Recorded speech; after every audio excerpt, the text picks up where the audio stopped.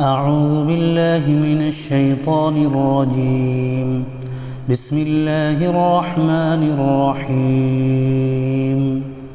الحمد لله الذي أنزل على عبده الكتاب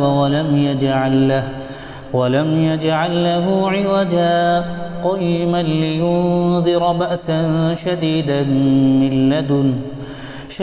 من لدنه ويبشر المؤمنين الذين يعملون الصالحات أن لهم أجرا حسنا ماكثين فيه أبدا وينذر الذين قالوا اتخذ الله ولدا ما لهم به من علم ولا لآبائهم كبرت كلمة تخرج من أفواههم إن يقولون إلا كذبا فلعلك باخع نفسك على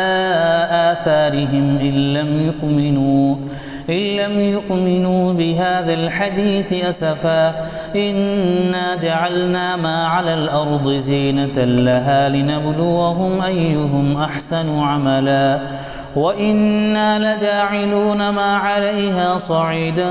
جرزا أم حسبت أن أصحاب الكهف والرقيم كانوا من آياتنا عجبا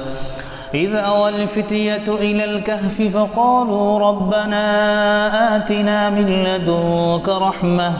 من لدنك رحمة وهيئ لنا من أمرنا رشدا